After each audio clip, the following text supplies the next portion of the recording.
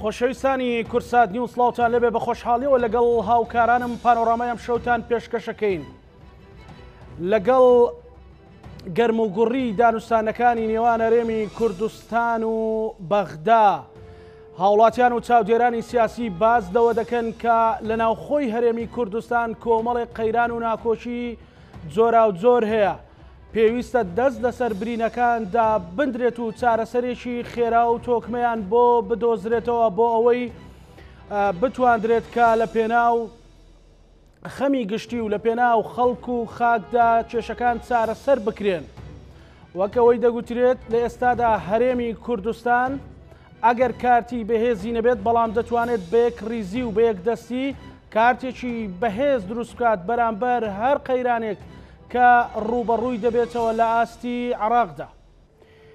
چۆن بتواندرێت هێز و لایەنە سیاسیەکان نێوماڵی کوردستان تۆکمە بکەنەوە لە پێناو چارەسەرکردنی کێشەکانی خەڵک لە پێناو ژیانی خەڵک لە پێناو پاراستنی قەوارەی هەرێمی کوردستان هەموو ئەوانەم شەو لە پانۆڕامادا گفتوگۆی لەبارەوەکەین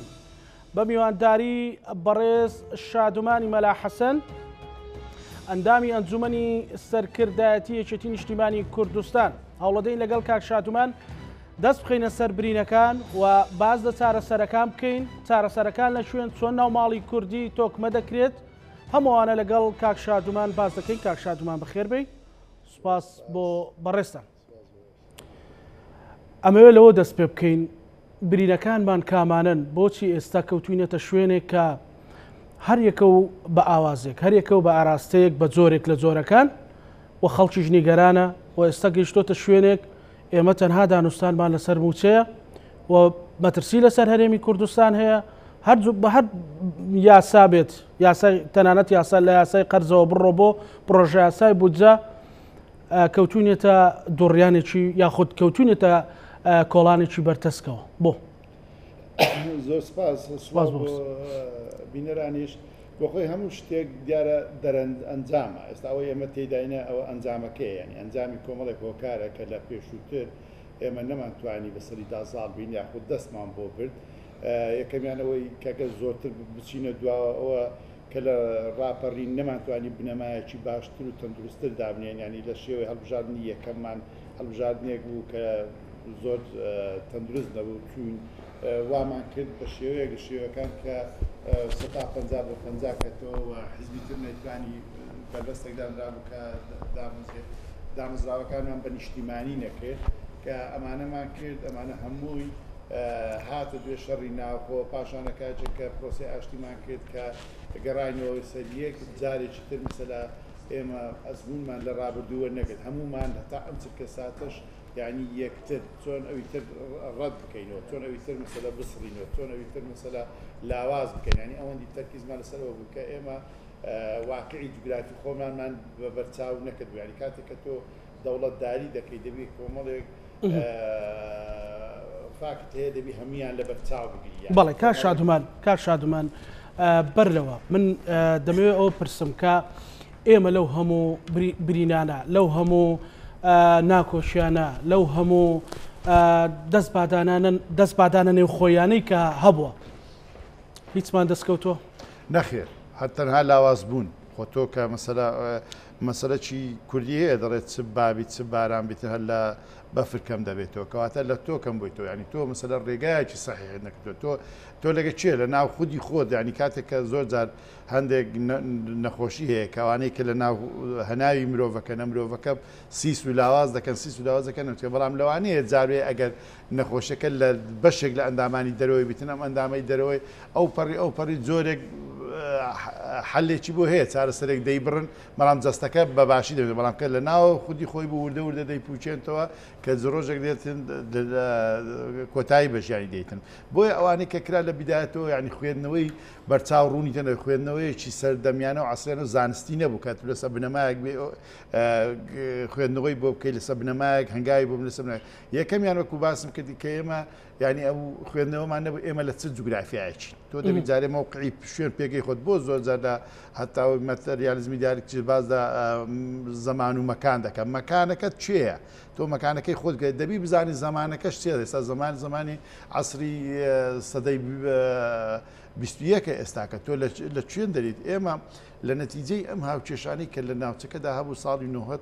هاوکێشەیەک دروست بوو کورد ئەو کاتە توانی باشی بخۆستەوە هات ینی ئەم کوردەی کە لە 1970 ئەنفار کرابوو کوردستان سوود ماک کرابوو و هێزی پێشمەرگە لە ڕۆ سەربازیەکەی پاشە کشەی گەورەی پێکرابوو بەڵام تۆ لە کاتێکدا کاتێک یەک حەدەس یەک ڕوودا و دێتن دەبیتن لە داگیرکردنی کوێت تۆ بە باشی دەی قۆزیەوە دێی لە ڕاپەڕین دەکەی کۆزڕە و دەبی کۆمەڵێک نەگەوە لە ملەتێکی ئەنفالکراوی چیمیابارانی سەرکوتکراوی نوزە لێبراوە تۆ دێی دەچێن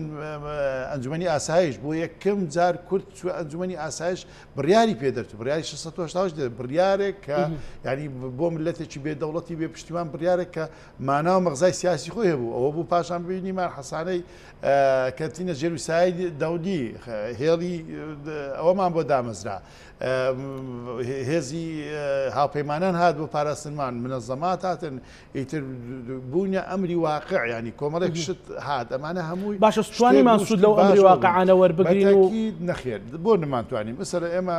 لەم دوورگە شەیتانینە ئەگەر ئێمە مەسەلە تۆ بچینەوە بڕک بچینەوە ئەولاتری تاریخ ئێمە دروشمی ئێمە هەموو حیزبەکان ئەوە بوو کە دەمانگوت دیموکراسی بۆ عێراق و ئەو کاتە مافی چارەنووزیان پێشترێک کە حکومی زاتی ڕاستەقینە لە بۆ کوردستان ئێمە لەم دوورگەیە بوون ئێمە کوشتەی دەستی نەبوونی دیموکراسین لەم ناوچەیە کە ملەتێکی دابشکراوین لە هەموو ئەو وڵاتانی کە لێنە کوژراوی دەستی نەبوونی دیموکراسی نەبوونی ئازادی نەبوونی یەکسانی نەبوونی وڵاتی سیستەمدا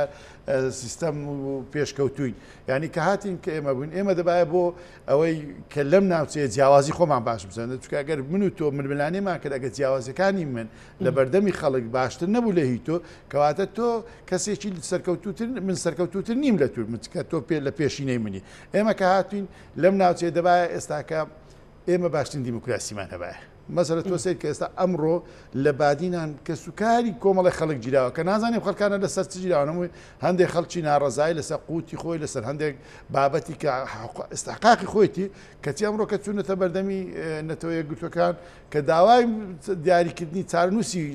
کە سوکارەکە تۆ ئەمانەش دەگری ئێخوا ئەمە سەردەمی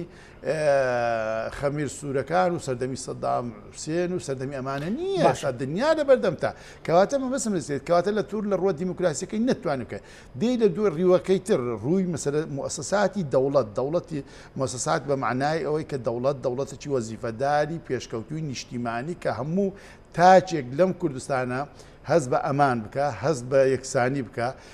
خۆی لە بەردەمی یاسا بە وەک یەکسان ببێتەوە ینی فەرقی نەبیتن لە هیچ کەسێک لە ڕنگ لە ئاین لە هەر جۆرە تەسمیەکی تۆ بینێ جیاوازی نەبیتن کە ئەو کاتە ئەو دەوڵەتە دانا بە دڵنیایە تۆ لە وڵاتانی دەوروبەری خۆت جیاوازتر دەبی کە جیاوازتر دەبی زوومی دنیا سەردەمانێک هاتن یارمەتیان داین تۆ سیرکە یارمەتیان دەی هاتین مەسەلە ئێمە چوونە لە مەسەلەی شەڕی تیرۆریکە ڕووداوەکانی 11 سپتەمبەر بوو کەتینە بەرەی هاوپەیمانی نێودەوڵەتی دژی تیرۆر دەدوای ئەوەی کە داعش هات ئەم کوشتارگانیان لە کوردانی خۆمان کرد و یانی ئەمە کەتینە ئەم بەرەیە دیسانەکە ئیتر احتیمامێکی زۆریان پێداین دەچوار شوێنێکی ناوی کورد و پێشمەرگە و کوردستان و ئەمانە دەهات بەڵام تۆ چۆنت قۆستەوە تۆ چووی بە هەندێک شتی زۆر خراپ دەتقۆستەوە هاتین مەسەلە کەچی پێمان لە تەختەی چروگنا ئەوە بوو ڕیفراندۆمێکی سەقەتمان کرد تاوان هاتن مەسەلە نەتیجەکەمان دێت ئێستا تۆ سەیری کوردستان کە ئێستا پێشی 25 نۆی 2017 تۆ بزانە لە کوردستان لەکوێ ئێستاکە تۆ ئەگەر هەر داتایەکی بەسیط دەگەر کەسێک هیچ شارەزایەکی لە ئامار نەبێتن تۆ وەرە لە ڕووی ئابووری وەرە لە ڕووی جوگرافی وەرە لە ڕووی ژمارەی بەشەری کە تۆ مەسەلە ژمارەیەکی بەشەری گەورەمان لە دەست بوو ئەمانە هەمووی لە ڕووە دیبلۆماسیەکەی سێرکە لە ڕووە سومعانی دەوڵەتەکەی سێرکە کەواتە ئێستا تو جیاوازی کرد کە نیشان دەدا یەک لە ئەسبابەکانی جێگیربوونی پێگەی ئیسرائیل کە لە ساڵی 48 دامەزرا ئەوە بوو کە یەکەم چرکە ساتی کە دەوڵەتیان دامەزران دەوڵەتێکی جیاوازتریان لەو دەوڵەتانی دەوروبەری خۆیان دامەزران لە دەوروبەری وڵاتانی عەرەبی بۆ ئەوە نەکرا ڕووی ڕەخنەی خەڵکی تەنانەت ناو پارتی و یەکێتیش ڕووی ڕەخنەکەی ئاراستی یەکێتی و پارتیە ئێوە هەردوولاتان بەرپرسیار زای چۆنا با پێ بگەن دائیمە عقلێتی سەلیم زۆر باشە عقلێتێک کە مثلە دنیا بینیەکی باشتری هەبیتنوێگە خۆ من یەکم لە ئەندامانی سەرکردایەتی ئێستا یەکێتی بە هەماشە بەڵام بەر لەوە نووسەرێک بوومە دائیمە نەفەسی ڕەخنەم هەیە ینی هەموو نووسینی من ئاوا بووە ئێستاش ڕەخنەم هەیە چکە ڕەخنەم بەمانەی ئەوەی نییە کە من دژی ئەو وڵاتەمە دژی ئەم هەرێمەمەجێ مەسەلە ئەگەر تۆ پێگەیەکرد هەنگاوێکت باش کرد طبعاً ئەمە ئەرچی خۆتە بەڵام من بۆ هەنگاوی دووەم دەمەوێتن دەمەوێت بەردەوام بەرەوە باشی بین معنای ڕەخنەگرتنەکەەوە نییە کە من دژی ئەم هەرێمە ینی کەسێک هاوڵاتیەک ئێستاکە لەسەر جادە حتا زۆر جار ئەو کەسەی کە ڕەتفعلێک وەردەگریتن بە شێوەیەکی ئەوە پیشانی دەداتن بە شێوەیەک کە برێن بە دیاردێ و زاراوانی کە لە کۆمەلگای ئێمە زاراوی ناشرین بەم زاراوانە هەست و ئەوەی خۆی پیشان دەردەبڕیتن مانای ئەوە نییە کە ئەمە زۆر ڕقی لە وڵاتێ و دێ ئەم وڵاتەوەت کە بچینە لەوانەیە لە نەتیجەی ئەم یەکێک لە کاکشاتمان بە بەڕێزیشت ئەندامی ئەنجومەنی سەرکردایەتی یەکێتی بیت بەڵام یەکێک لە خاڵە سەرکەوتنەکانەوەیە حزب هەتا بۆ تاکێکیش ڕەخنە لە خۆی بگرێ بەوەی هەنگاوی باشتر بنێ و هەنگاوی خێراتر و تیشتر و پتەوتر بنێت ئەو ڕەخنانی تۆ لە خۆتی ئەگریت لە حزبەکەتی ئەگری کە نەیتوانی و مەسەلەن لەگەڵ پارتیە لەگەڵ هێزەکانی ترە دەوڵەتێکی وەکو جیاوازی وەکو ئیسرائیل لانی کەم هەرێمێکی وەکو ئیسرائیل خۆمە ئەزانین بەر لە کاتی شەڕی داعشدا فڕۆکەخانەی هەولێر بەر نەدەکەوت لەبەر وەزیری دیفاع و وەزیری خارجی و نوێنەری وڵاتان ئێستا کەس نابینین ینی ئێوە ئەو دۆخەتان دروست کرد بە هەردوو حەزب بۆ ئەمە بە دەرەجی یەک با هەمە هەندەشت بەواقعی و بە حقیقت بڵێن وەکو یەکێتی ئێمە نارێن بەشدار نەبوونێ لە مۆزانە بەڵام هەمیشە نەفەسی ئێمە جیاوازتر بە لەو نەفەسێ لە دوای 2010 ئێمە مەسەلە بەشێک ئینشقاقمان بوو لە ڕووە ڕقەمیەکەی ئەمە ژمارەمان هاتە خوارەوە ینی بە حکمی ئەو وەزعی کە هاتە گۆڕێ لە کوردستان و مانجلال بە ڕەحمەت بیچوە بەغدا و دوای پاشەوە مانجلال نەخۆشکەت و لەوەکە یەکێتی ئەو ڕقەمە ناو پەرلەمانی نیما مەسەلە پارتی بۆ خۆی لەم فترەیە چووی ڕقەمی بەردەوام بۆ خۆی لێدا سەر ئێستا ئەم ئاخر انتخاباتی کە کرا ویتر ڕقەمە چلیەدایە 45 لە بیدایەتی 6 مانگ پێشوەخت دەرێ ئەم 45 کورسیم دەوێتن چون تەوان کۆمیسیۆن ڕقەمی لێدایە 45 کورسی لەو لاژ 11 کۆتا هینایە بەم ڕقەمە بەڵام لەکوێ هەر لەو ژوورەی کە خۆی تێدا دادەنیشی ینی تۆ مەسەلە برێن ناوت زانایە بەڵام هەر لە شوێنەکەی خۆ لەسەر کورسێکی خۆت لەقەبێک بۆ خۆت زیاد دەکەی شێخوا زانە ئەو جارە ئاغا زانە ئاغا کۆمەڵێک پارتی بەو شێوەیە دوو عقلێتێکی زۆر خراپی هەیە مەسەلە ئێستا کە بۆ تۆ سیرکە لەسەر ئەمە قسەیەکەیە دەڵێ هەوڵ مەدە مەسەلە هەر بیر و باوڕێکی کە هات بەهێز سەرکوتی بکەیت چکە ڕۆژێک دادێ بیر و باوڕێک دەدروخێنی ئێستا مەسەلە تۆ ئەمەی ئەمڕۆکە ینی مەسەلە هەندە شت دیاردەی زۆر ناشیرن هەیە مەسەلە ئەمە ئەم عقلێتە دەتگایێنتە چێ ئێستا لەم هەفتەیە ڕابردوو هەستا مەسەلە شۆدلیستی چی پێ دەڵێن ئەوەی کۆمپانیەکان هەموو ئەوەی کە لە خەڵکی لە کۆمپانیەکانیش دەکە ئاسایی یەک کارمەندەکان بانکەکە پرسیاریان دەکا ئەو بە حسابی خۆیان لە ڕوا ئەمنیەکەوە ئەوەی دەکەن ئاخر پرسیاریان دەکە سەر بە چلایەنێکی هەرکە گوتی پارتی نیمە یەکێتیمە دەست بەجێ بۆ بەیانی دەری دەکەن تو ئەمە عقلێتی یعنی مەسەلە شتی نمونەی زۆر عەنتیکە هەیە زۆر مەسەلە لە گوندێک لە ئەهمێدی کابرا بەس لە گوندێک ماڵێک یەکێتینە مانگایەکەیان لێ ناگەرن لەگە گاڕانی گوندی بیتن لەبەرەوەی ماڵەکە یەکێتیە ئێوە مانمونە پێ بێ ئەم بازگانی کە لێرە هەن بازگانی تا بڕۆ دنیایەک وێنەی شەهیدی تێدا لە ناو بازەکان وێنەی شەهیدەکانی پارتیش تێدا ئێمە مەسەلە زیاتر لە 5,000 شەهیدمان بەس هەولێر هەیە ناو هەولێر ناتوانین ئەگەر ناو مقڕەکانی خۆمان ناتوانین لە یەک سەرە سوچیش وێنەی شەهیدەکدا بنێ باش تاوانی خەڵک من دەڵێم نانێ من خۆمان بێبەری ناکەم بەڵام ئەمە عقلێتەکە چیە ڕقەمەکە لەوەیە ئەو ئیدارەی هەرێمیدایە مەسەلە ئەو دار هەرێمیدا ئەو حکوومەتی لەکنە ئەو سەرۆکاتە ئەو عرابی مثل ئابووری سەر بەخۆ بووە ئەو عرابی یەکەمی مثلەوە ڕاستە بەشێکی یەکێتی لەگەڵیان بوونی ئەمنەوانە هەموو باسم کردیە یعنی ئێتا ئەم چرکە ساتەش دایمە تۆ دەبی لە وڵاتێک کە بۆ تعدودیت دەڕێت تعدودیت دەبیت تۆ تەوازنات بە شێوەیەک ڕاگری لێ نەگەڕێ ئەو هێزەی ترکە زۆر دەڕواتن ئەوەی بکەیت ینی بەجددی ینی ئێستاکەش نەچوە بچێستا ئەو دۆخی بەسەر کوردستانەکە لە ئێستاشدا دەبی ئێمە وا بکەین مەسەلە پارتی زیاتر نەڕوات چکە پارتی نمونەیەکت ببێم بەڵام خۆ بە شەڕی ئەعلامی و بە سەر ناکرێتن بەڵام خۆ دەکرێتن تۆ مەسەلە بێ ئەمە حقیقەتەکانی پێ برێ ئەمە بگوزێ ئێستا کە کوردستان لە بەردەم مەترسیدایە لە بەتەم تۆ سیر کە ئەگەر مەسەلە قسەکانی قەیس خەزعەلی لەم چەند ڕۆژەی ڕابردوو کە هەڕەشە لە مەسعود بارزانی دەکاتن پێ دوای ئەم قسانە هەر لە خوتخۆڕایی دێتن قەیس خەزعەلی سیاسێکی تازە گەنجە ینی زۆر ئەوە نییە خۆمچینە ئەمە لە بەڵام هێزی هەیە بەڵام لە بیتی شیعی قسەی هەیە قسەی هەیە ڕقەمە بەدەستە منوتونیە ینی ڕقەمە حتمما جێی لە شتێکە حتمما شتێکی بیستە حتمما تەختیتێکەیە مەسەلا ئەم هەڕەشە زەقا ئەم هەڕەشە زەقە کە دەکاتن زۆر خۆمە هەموومان دەبینین یعنی ئەمانە دەبیت تۆ بێت بکەیت تۆ لە هەر وڵاتێک ئەگەر نەتوانی ژینگەی ناوخۆت ژینگەیەکی ئارام ژینگەیەکی بەقووەت ژینگەیەکی مەسەلەیەکان گیر لە نێوان هەموو هێزە سیاسەکان لە ناویان خەڵک ئێستا لە کوردستان بەهۆی ئەو سیاستەوە طبعا نێوانی حیزبە سیاسەکان خراپە خراپە ینی مەسەلە زۆر خراپ هەرێمی کوردستانی هەرێمی کوردستانی لاواز کردێ بەتاکید لاواز کردێ مەسەلە ئێستا ئێمە و پارتی لەسەر ئاسی سیاسی و قیادی مچینە جزء لە هەندێک قیادەی ئێمە لەگە پارتیان دەچقی پارتی لەگەوانی ئێمە مچینە ئەمە جزئیاتە بەڵام ئەمە سیاسەتی ئەم نیە هیچ زۆنی لەسەر ئاسی قاعیدا هەردوولاتان خۆتان بە بەرپرسیار نازانن بۆ بەرپرسیاری تۆ سیرکە مەسەلە بەرپرسیاری مەسەلە دەی ئەمە ینی لە هەردوو حاڵەتەکەدا مەسەلە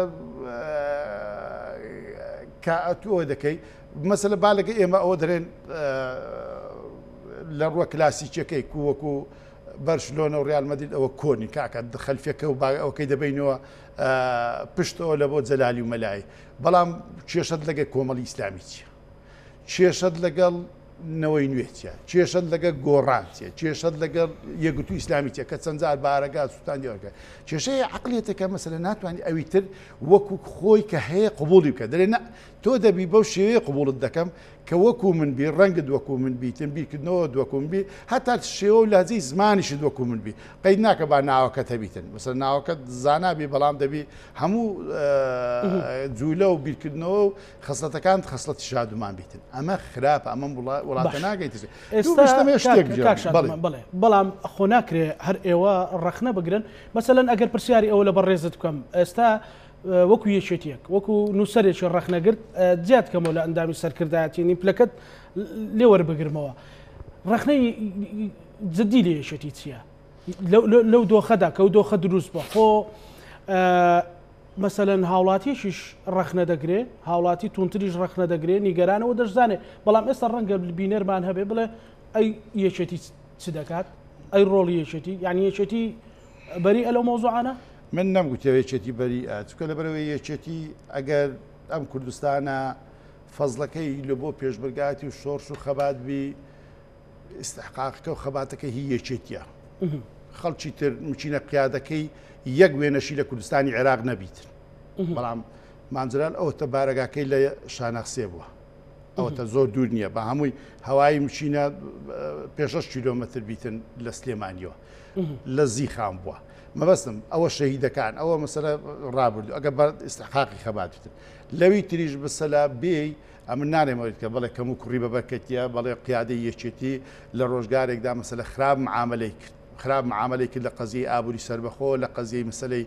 ڕیفراندۆم ئەمانە بەرچاوڕوونی خۆیان نەبوو یعنی مەسەلە زۆرێک دەتوانم بڵێم کە بنە ژێر کاریگەری قەرەباڵغی عاتیفی ئەمانە دوێکردنەوە بەسەلە سەبەبەکەش چ بوو لەبەر ئەوەی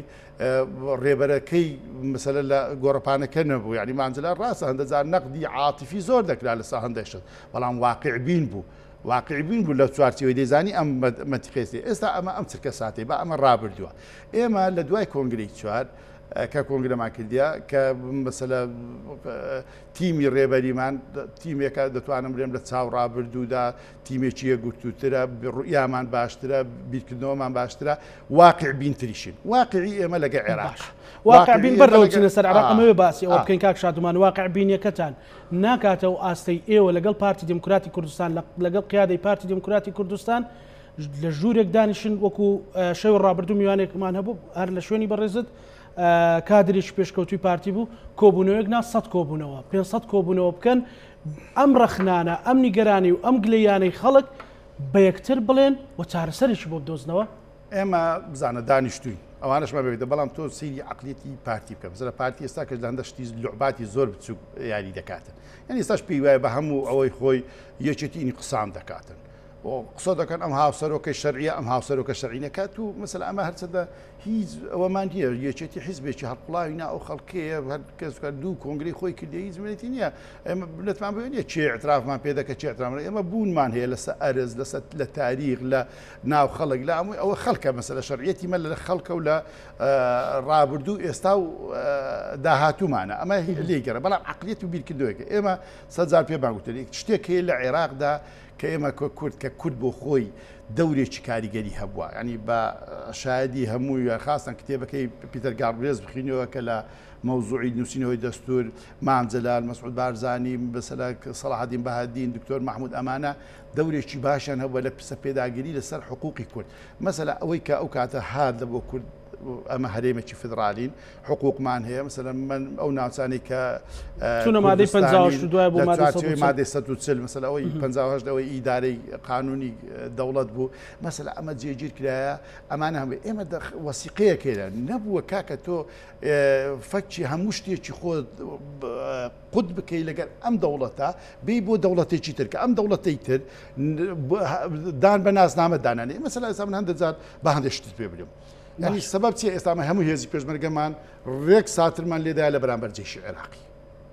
با ئەمە واقعی بین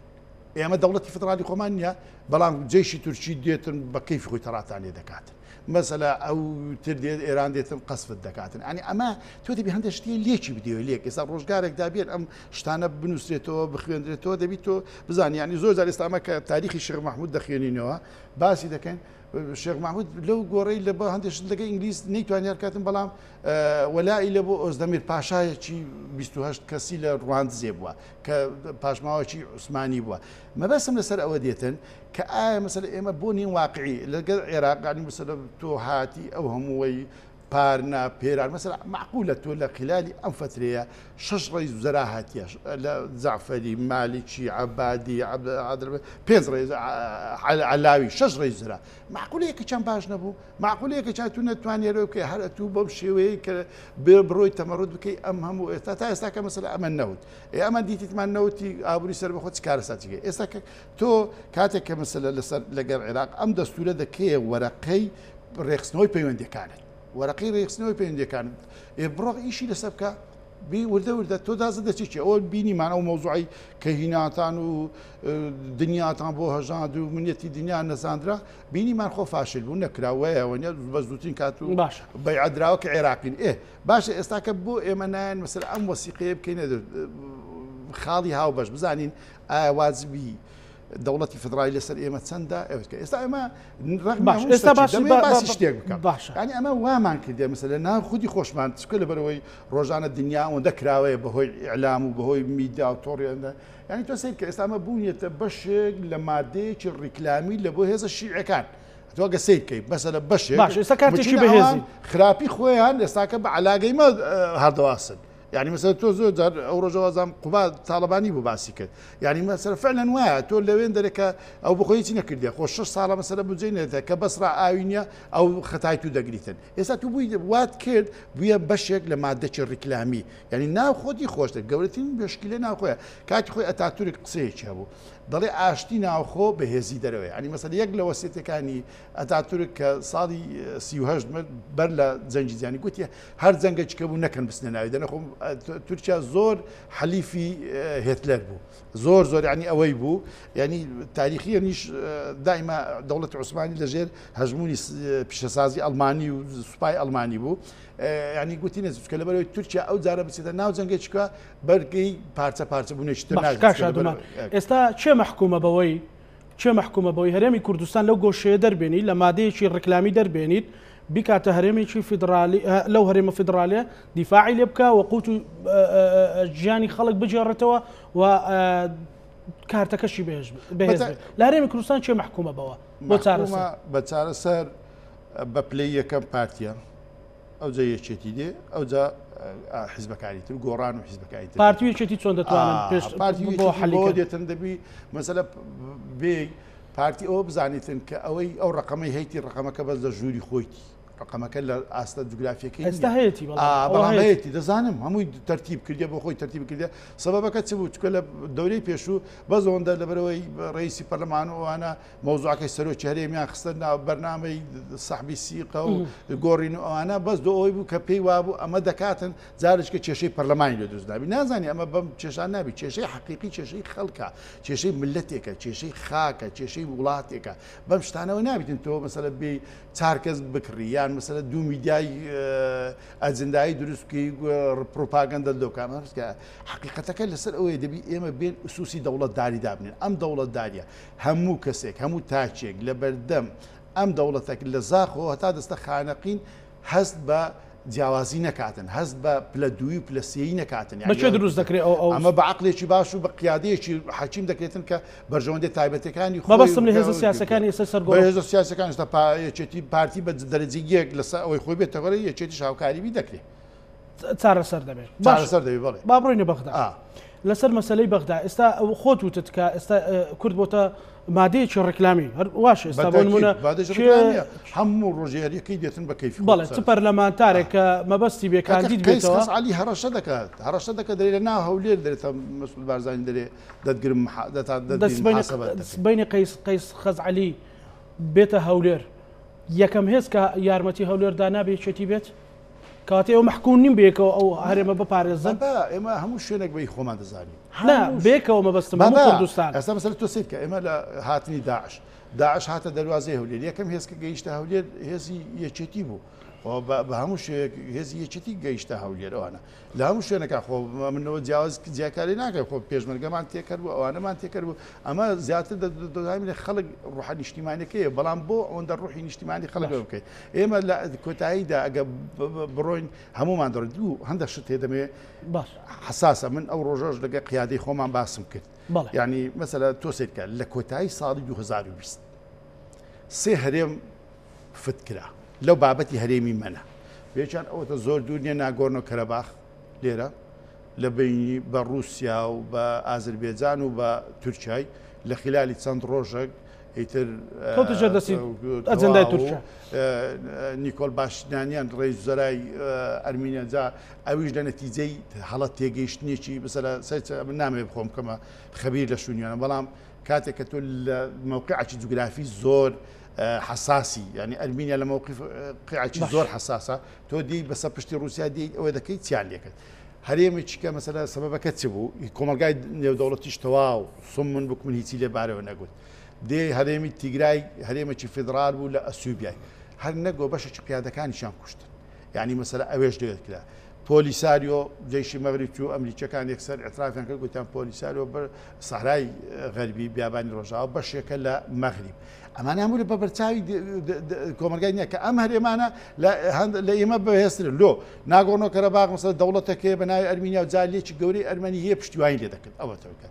تیگرای مەسەلە لەوێن دەرەکە ئەوەکن سوودانیەکان پشتیوانیان لێ دەکردن ئەوە بوو مەسەلە تۆ ئەوە کرا مەسەلە پۆلیساریۆ جەزائیر و کۆمەڵێک نەگەوە پۆلیساریۆ بخۆی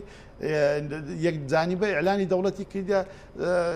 لە سەردەمانێک 75 دەوڵەت ئەترافی پێکرد و ئێستاکە لە 1000 تا ئێستاکە 45 دەوڵەت ئەترافی پێ دەکاتن مەکتەبی هەیە ئەمە نمونانە ئەم هەرێمانە ناتوانێت تەجاوزی دەوڵەتەکانی دەوروبەریان بکەن لە باشی ینی ببنە نموزەجی باش مەبەستم هەرێمی کوردستان ینی لێ ئێستادا هەرێمەکە دەتوانین بڵێن ینی جیاوازی چوتۆی نیە مەسەر تۆ سیر دەکەی ڕۆژانە ینی مەشاکلی گەورە گەورە هەیە کۆمەڵێک هەندێک شتی زۆر ئەوەی کە پێی دەگوترێ سپیکردنەوە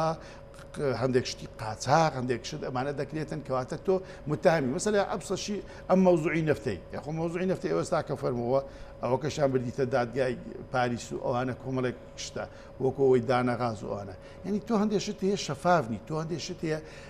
وەکەوەی دەرەی خەسڵەت و بنەمای دەوڵەتداری هاوچەرخ و ڕاستی تێدا نییە کە ڕاستی تێدا نیە مەشبووە مەسەر لەمە دو ئێستاوە تۆ لەم ماوەیە کە لەگە هاتنی بایدن یعنی تۆ ئەگەر بێ بخوێنەوە کۆمەڵێک نووسەریەک لەوانە مەسەلە خافێر سۆلانە کە ڕئیسی فۆزیت یەکێتی ئەوروپا بوو ئەویت کەشان دنیز ڕۆز کە مندوبی ئەمریکا بوو لە بۆ مەسەلەی ئاشتی لە ڕۆژهەڵاتی ناوەڕاست ینی دوو وتاریان نووسی و باز لە ڕێخستنەوەی ڕۆژهەڵاتی ناوەڕاست دەکەن چۆن ڕێکی بێخنەوە بە شێوەیەکی تر مەسەلە ئەسڵی تر ئەمە وردە سەرەتاکانیان عنیوا بەدەر دەکەیت موسەسات چۆنیەتی تێبینی ئەمانە هەمووی یعنی احتمالە دوو ڕۆژی تر ئەم ئەوەیە لەگە ئێران زۆرێک بگەنە هەندێک ڕێککەوتن دەبی ئێران لە مقابلی ئەوەی کە ئەمریکا بۆی دەکاتن ساحبی کۆمەڵێک شتی خۆی لە عێراق بکاتەوە ینی هەموو دێشت هەیە بەسەر یەخستنەوە مەسەلە لە سووریا هەندێک شت بکاتن لە هەندێک شوێنی ترە ئەمانە ئەمە هەرێمەکی بچکۆلەی دەبی بزانین ئەم هاوچێشانە چۆن دەڕ باش کە ئەو هاوچێشانە هەیە کاکشاتومان ئەو مەترسیانە هەیە کە بەڕێزت هەڵبەت ئەو نمونەی ئەو سێ هەرێمە مەسلەی ناشەفافیت مەسلەی مەترسیەکان مەسلەی ڕێخستنەوەی کە خافر سۆلانە دەڵێت ڕۆژهەڵاتی ناوەڕاست ڕێک دەخرێتەوە هەموو ئەوانە پەیامن ڕەنگە لە زەمەنی خۆیدا بکڵێ و جێبەجێ بکرێ بەڵام سبەینی خۆ هەرێمی کوردستان هەر مەترسێکی بێتە سەر محکومی سەرەکی بۆ پاراستنی چێتی و پارتین بۆچی ئێوە لەوە هەنگاو نانێن سوود لەو هەموو یان ڕابردووە تاڵە سوود لەو هەموو مەترسیانە نابینن بێن یەکتر تێبگێنن نقطەیەکی هاوبەش وەرەقەیەکی هاوبەش دروستکەن بڵێن تاکەی خەڵک پێتان دەڵێت تاکەی بەتەکیید مەسەلە من ئەم نمونانە مینەوە بەسەر تۆ لە هەمان کادا ئێستا هەڕەشەش لە توش دەکەن ئەو خۆ عێراقیەکان دیارە هەڕەشە لێ دەکەن ینی خۆ تەبیعیە خۆوان ناوماڵیان زۆر مەزبوط نییە بەڵام کاتێک کە بەیانی هەر بۆ زۆرێک انتخابیش خۆ بە پاڵاوانکردن خۆ بە پاڵەوانکردن کە ئێستا کە مەسەلە کورد وا بە ناوی زۆر خراپ لە شارعی شیعە مەسەلە ئەوەندی لێرە وتر لە عەرەب بدەن و مەسەلە پەیامی ئەنتیکە لەسەر تەلەڤیزۆنە ئەدەی کە بە پارەی خەڵکدان نایە گاڵتە بە عەرەب بکەن خۆ ئێستا دنیاوی و پێشان نمایە هەر موڕاسی لە کوردەکان دەیکەنەوە تەرجەمەی دەکەن و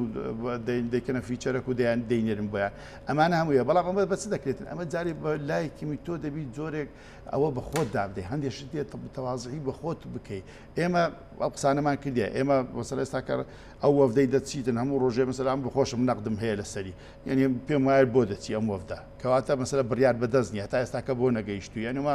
سەراحەتە ینی بەڵام هەر ڕۆژە و لایەنە شیعەکانی ژناو ئەنجومەنی نوێنەرە هەر ڕۆژە و بابەتێک دێنە تا ئێستا خۆیان یەکگرتوونی تۆنە ئەمە بزانە تۆ خودی وەزیری کاشادمان خودی وەزیری نەوت دەڵێ من هەموو داهاتی نەوت یاریێمی کوردستان ناوێت مثلا لایەنێکی شیعە دەڵێت 450 لایەنی شیعە دەڵێت تەنها 250 خۆشیان سەریان لە خۆیان و لە کوردی شێوان دوانی لەوە حقیقەتێکە دەرکەوتووە زانجە من دەچمە بەوە ناوماڵی شیعە چۆنیە عێراقەکان ئێستا من وەکو خۆم وەکو تاچێش کە هەم وەکو هاوڵاتیی کورد هەم وەکو سیاسیەک حەز ناکەم مەسەلە ئەو وڵاتانی دەوروبەریان هیچیان بەهێز بن ئەمە لە ڕووی مەسائل مەبدە ئیستراتیجی لە ڕووی پلانی استراتیجی هەموو وڵاتێک لە ڕۆژ پاراستنی ئەمنە نیشتیمانیەکەی حەز دەکە دائیمە بەرامبەرەکانی لاواز بن لۆی بکەونە ژێر هەژمون عێراق ئەمن حەز ناکەمانەکە بەڵام ئەوەی توش دەرێ ئەمە لە نەتیجەی لە نەتیجەی لاوازبوونی تووە لاوازبوونی تووە ینی مەسەلە تۆ کۆمەڵێک پرۆسەت دەستدای هەموویان شکستت خوارد شکستت خواردێ شکست دەدو شکست ینی گوێت نەگرتیە باش بۆ شکستێکی کە نەبێتەوە ئێستا کەش بە دەرەجە یەک دەبی ئێمە دابنیشین لەسەر ئەم کەرکلەیە بێ خوارێ ئەم عقلێتە بێ خوارێ بەسەر تۆ ڕۆژانە بچی لە گوندێک وڵا دوو کەس لە تەلەڤیزۆنی یەکێتی دەرچۆ بچی سەرکوتێ سەری لۆ لە تەلەڤیزۆنی جەلالیان دەرچووی و لەو لای کارمەندێک دەرکەی و لەو لای خەڵکەوە بکەی دەبی لەم عقلێتە بێ دەرێ بزانی کە تۆ لە وڵاتێکی هەموو ڕەنگەکانی تێدایە خۆمەرزنیان وڵاتە هەمووی پارتی و یەکێتی بکاکە خەڵک یاری هیچ حیزبێک نییە ڕاستە 20 حیزب هەیە لە کوردستان خەڵکی هیچ حیزبێک نییە خۆ هەموو خەڵکێک مهتەم نییە بە سیاسەت وایە خەڵکەکە هەیە مەسەلا هەندە مهتەم نیە بە قەزیینەتەوەی خەڵکی ئێستا ئینتیمای دینی نییە لەو وڵاتی خۆمان کە زۆری نەمانەمە ئیسلام بە هەزاران کەسێ ئینتیمای دینی نییە خەڵکی ئەمە حڕە وەکو بەڵام قانون وەکو هاوڵاتێک دەیناسیتن لەم وڵاتی ئەمە تاکێکە مافی هەیە بژی مافی هەیە حیمایە بکەی مافی هەیە یەکسامیتن لەبەردەم خلافی قانون بوو تۆ دەتانی کرد بەڵام تۆ مەسەلە بەم عقلێتی کە تۆ دەبی هەموو شتێک لە چوارچێوەی دەوڵەت بە دەوڵەت بێ مەسەلا لە پێنا ئەوەی کە بەس حیمای خۆت بکەیت حیمای حیزبەکەی خۆت بکەیت حیمای بەرژۆندەکانی خۆت بکەیت بەس بەر لە تەسمی دەوڵەتۆنە فلیمێک دەرکرایە مەسەلا لە ئێران تۆ مەسەلا فلیمەکە ئێستاکە لەسەر کەسایەتەکە لە دەروی حکوومەتە ڕئیسی حکوومەت ڕۆژ سەرۆکاتی هەرێم وەزارەتی ئاقاف تۆبی ویتر هەموو ئەوک دەکەیت وەڵام مافی نیە ینی هەرگەر هاوڵاتیشی سادەش بە دیفاعی لێ بکرێت بۆ ئەوی دەکەی ئەی بۆ دیفاعێک لە کابرای چاوڵاتی 300 سەر حیوانی بە سارۆخ کوژرایە لێ تەلەف بووە هەر هیچ نەبی تەعویزی هیچ نەبی تاویزی کە خۆ هاوڵاتی دی لە وڵاتی نەبووە ئەویش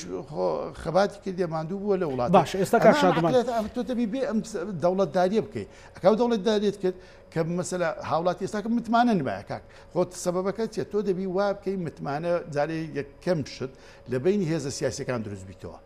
ئەمە دەبی لە بینی هێزە دوای لە بینی هێزە سیاسیەکان لە بینی حکوومەتەوە یعنی من زۆر جار سەیر دەکەم خەڵکی ئێمە هیچ مشکلی لەگە حکوومەتە بەڵام حکوومەت مشکلی لەگە خەڵکەکەی هەیە حکوومەتە مشکلی لەگە خەڵکەکەی هەیە دەنەخۆ خەڵکەکە چ ڕۆژ نەچوویتە سەرروجێ ئەو حکوومەتی بڵێ دەدڕوخێنم بینە ئەمن وەزیر بم ئەمن نازانم جێگر وەزیر بم ئەمن چ بم ئەمن چ بم خۆی ئەو چێشەی هەیە ئەو کێشەی هەیە ڕۆژەکە جێیتر بە ناوی ئابووری سەر بەخۆی لێ دەر بە ڕۆژێک بە ناوی شەڕە ڕۆژێک بە ناوی سەر بەخۆی ڕۆژێک بە ناوی نازانێت ئێستا ئەوەیان دروست کردی ئەو لە وڵاتی کەس نازانی کە معاشی کەیشی وەرگرتیە ئەمانە ئێمە کەواتە تۆ دەوڵەتش دارێکی تەندروستت نییە یا ئەوەتە وەرە دانیشە خۆت ئارام بکەوە خۆت ئارام بکۆ بیر بکۆ چار کەس بینە مەسەلە بعد نەخشە ڕێگایەکە چی دەربازبوونت بۆ دابنێن بۆ ئەوی پێی دەربازبی یا ئەوەتە بیدە دەست کەسێکی تر باش ئەمە وەکو حکوومەت بەرنامەیەکێتی نیشتیمانی کوردستان خۆ هەر ناڵێت من نەبووم ینی مەسەلەن ئێستا بەترسی لەسەر هەرێم دروست بێت بە نیژیانی خەڵک خراپتر دەبێت لەگەڵ بەغدا ڕێک نەکەون مەسەلەن ئەو وەختە خۆ تۆ هەر ناڵێ مەشغەڵانی شۆڕشی نوێ ئەم جارە خۆ تۆ بێ حلێکت بۆ خەڵکە پێ بێت جیلێک هاتووە ئەم ساڵ 2023 لەدایک بوو کە ڕۆسی ئازادی عراق بۆم ساڵ دەنگ دەدا ئەگەر انتخابات لە مانجیدا بکرێ بەشێکیان دەنگ دەدەن مەسەلەن ئەگە بکەوێتە 2022 2004 دەنگ دەدات یعنی ئەمانە ژیانیان دەوێت کاک شادومان ژیانیان لە یەکێتی دەوێت با کوڕی پێشمەرگەیەکی دێرین بێ با کوڕی شەهیدێک بێ بەرنامەیەکێتی نیشتیمانی کوردستان چیە بۆ ڕاستکردنەوەی حکوومەتداری بۆ لابردنی مەترسیەکان لەسەر هەرێمی کوردستان بەپێی ئامارێک چەند ڕسمیە چەند بژنیە بەڵام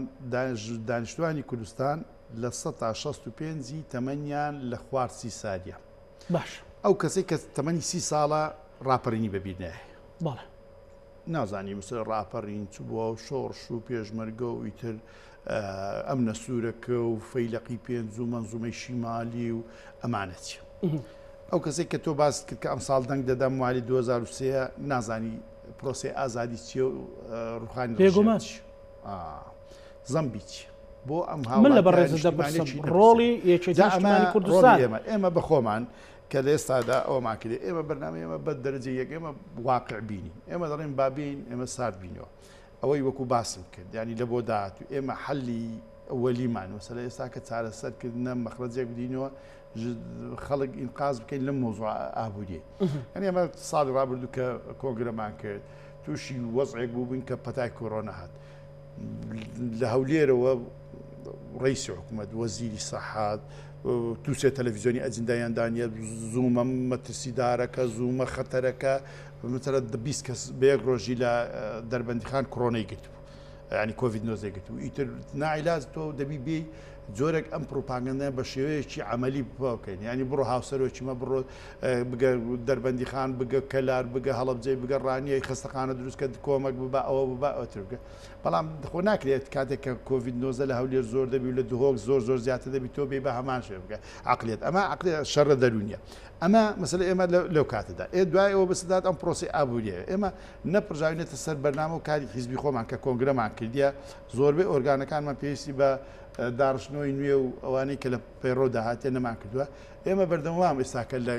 ئەوەینە لە هەوڵی ئەوە داینە لە هەوڵی ئەوە داینە لەگەر عێراق ڕێککەوین ینی مەخرەجێک بدۆزینەوە مەخرەجە ئابوورەکە چکە پێمان وایە ئەمەی کە بوو کە پێی گوترا ئابووری سەر بخۆ شکستی خواردووە ئەمە عیبێنەیەوە بینیمانە ینی چکە شتێکی وە ئەوەی هەرکە ئەم تۆزێک لە مەسلەی ئابووریێنە ئەوەی ئەلفوبی اقتصاد بزانی دەزانی هەرێمێک ناتوانیتن اقتصادی سەر بخۆ بەڕێوەبادن چکە لۆ ناتوانی ئەوەی نییە ینی ئەوەی کە پێی دەگوترێ سویلەی نەقدیە و پارەیە ناتوانانی پارە تەبع بکە کە بەشێکە لە کۆمەڵی قانونی نێودەوڵەتی هەیە ناتوانێت استفادەیان لێ بکات ناتوانێت بکەیت تۆ دەتوانی ئەوەی بکەیت ئێمە دەمانێت بگەڕینەوە ئەم دەوڵەتە عمقی خۆمان عمقی اقتصادیمان عمقی سیاسیمان عمقی سەروەریشمان خۆ سبەنێکە لە وڵاتە ڕێک دەخرێتەوە ئێستا مەسەلەن تۆ سەرکە لە مشکلەی ئاو هەزارێمی کوردستان ناتوانێت خۆسبەنێکە بچی ئیتفاق لەگە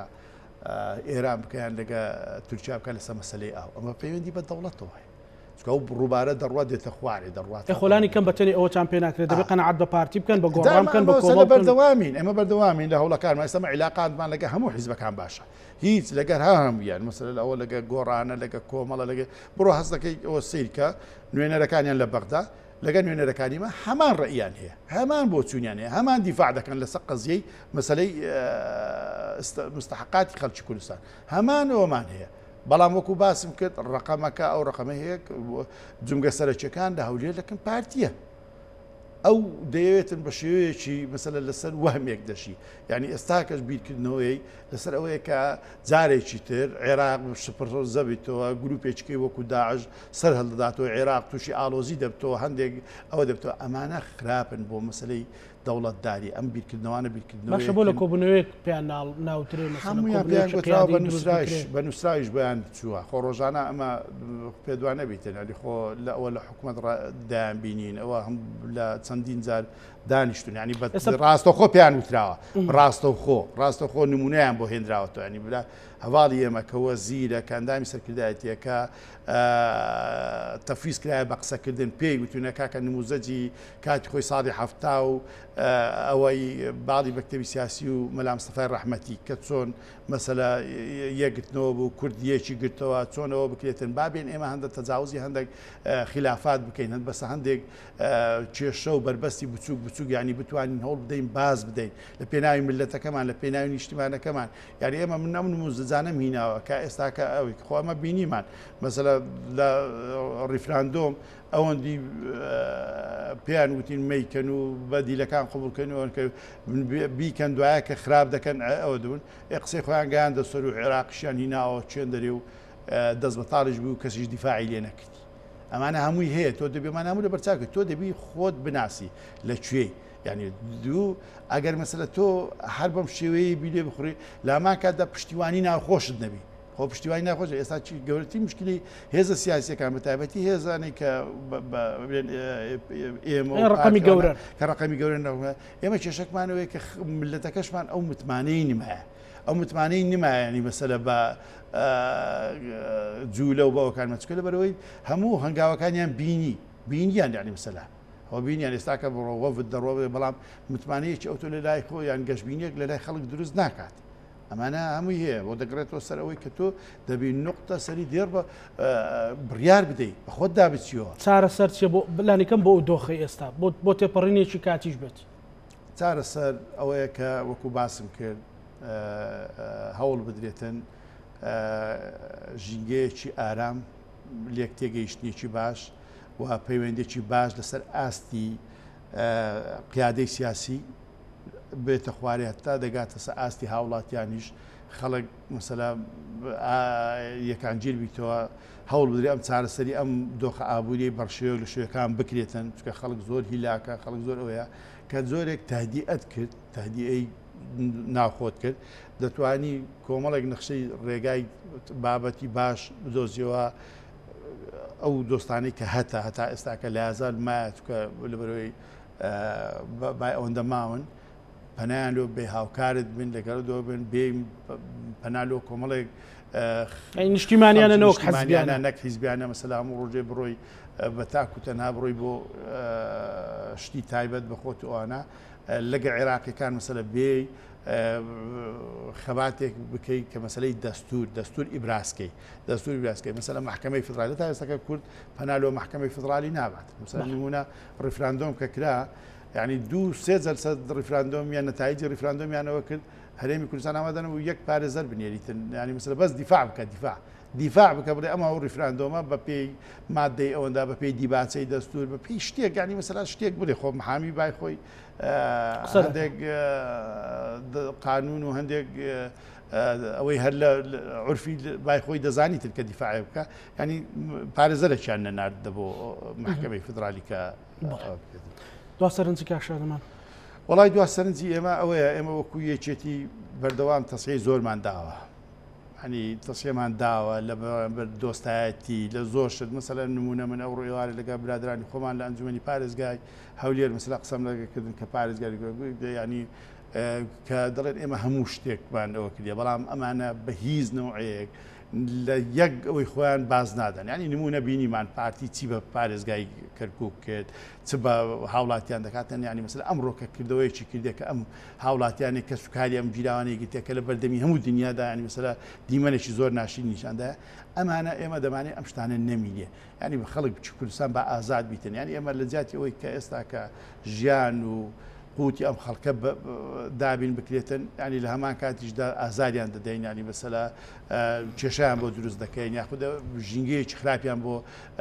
ئەوە دەکەین متمانە نمایە مەسەلا بەردەوام ترس هەیە ینی تۆ هەر کۆمەلگایە کە ترس لەسەریدا زاڵ بوو ئەم کۆمەلگایە ئارام نابێت ئەم کۆمەلگایە بیرکردنەوەی باش ناوێت کۆمەلگایە دڕدۆنجی و یەکتر ئەوەی ئاشتی کۆمەڵایەتی دەکەوتە ژێر مەترسیە بۆیە ینی ئەگەر دایانەوێ مەسەلا ئەو شکستانەی کە لە کاتی خۆی لە کۆماری کوردستان لە 75 لە کاتی خۆی لەوانی تر کە دووبارە نەبێتەوە ئەو بیتن و بمینێنەوە بە شێوەیە کە حکومڕانی ئەم وڵاتە بکەین دەبێت بە خۆماندا بچینەوە و چاکسازی لە خۆمان بکەین و بیرکردنەوە ینی یەکەم جار بیرکردنەوەی خۆت بگۆڕی کە بیرکردنەوە گۆڕی گفتارت دەگۆڕی کە گفتارت گۆڕی کرداریشت دەگۆڕی ئەمە بکەین بەتاکی ینی من دڵنیام ینی هەتا ڕادەیەک مەسەلە دەتوانین بکەین و سەسکەی خۆمان ئەمە وا بۆ واقع ئەمە بینیمان لە ڕابردوو کۆمەڵێک هێزی ئۆپۆزیسیۆن و ئەوانە هاتن ئەم ڕۆڵیان نما بەڵام لە یازال ئێستاکە لە دەستە تۆیە ئەگەرەوە نەکەی واقعی دنیا زۆر دەگۆڕی لەم 10 ساڵی ڕابردوو داهاتوو بزانە هەر 10 ساڵ شتێکە تۆ سیر بکەیت 10 ساڵی 2001 تا 2010 کە 11 سپتەمبەر بوو عێراق ڕووخا تالیبان ڕووخا کۆمەڵێک حەدەز عێراق و ئەمانە هەموو بوو دوی مەسەر لە 2020 مەسەلە بەهاری عەرەبی هات لە کوردستان ئۆپۆزیسیۆن دروست بوو شێوەیەکی کۆمەڵێک ڕووداو هاتنە پێش و داعش هات و ئەم هەموو ڕووداوانە هاترکە ئێستا ئەم جارە سەرەتای ئەم 10 ساڵەیە بە دڵنیاییەوە تەرتیبی ئەوراق دەکرێت ڕێخستەوەی ئەو کۆمەڵێک ئەوراق دەکرێت کۆمەڵێک بۆ چوونی تازاتەوە ئیدارەی ئەمریکا گۆڕایەوە ئەوروپا بە نوعشکە بیر دەکاتەوە ئێستا ئێرانیەکان مەسەلە ئێستاکە لە نەتیجێ ئەو گۆمار و ئەوەی سەربە بیرکردنەوەی تازیان هەیە تورکیا بە شێوەیەکە دەڕۆک ئەوە لیبیا مەسەلە ئاشتی کرد هەندێک وەکو باس کرد ئەم هەرێمانە ئەمانە هەموو ڕووداون دەبی ئەتۆ هەمووی نموزەجە دەبی ئەزمموی لێوەرگری دەبی بیکەیە سامپڵک لە بۆ خۆت ینی مەسەلە ئاەتکە لە بەرەوەی تو کیانێکی ڕسمی نی ینی یەک ئەوەی کە بەدەست دینا هاتنێک بوو نیعمەت من الله بوو مەسەلە بۆت هات و ئەوەت کرد ئەوە بەشێکت نەباز ئەوەندەش ئەگەر باش نەبی لەوانەیە ئەوەش لە دەست دەیکە و کاتەش کە لە دەستدا ئیتر داد و فیغان و نەقد ئەو کاتە دادا هەڵ فلان وای گوت و دەبایە وان نەبی وامچکە دەبێتە ڕابردوو زۆر زۆر سپاس بۆ بەڕێز شادمامە لە حەسەن دامی سەرکردایەتێکی نیشتمان سپاس بۆ بەڕێز بینەرانی خۆشەویست لەگەڵ هاوکارانم پارۆڕامای ئەم شۆمان پێشکەشکردن بەی وای ساغ و سەلامەتی بۆ ملایەکتان خواتانە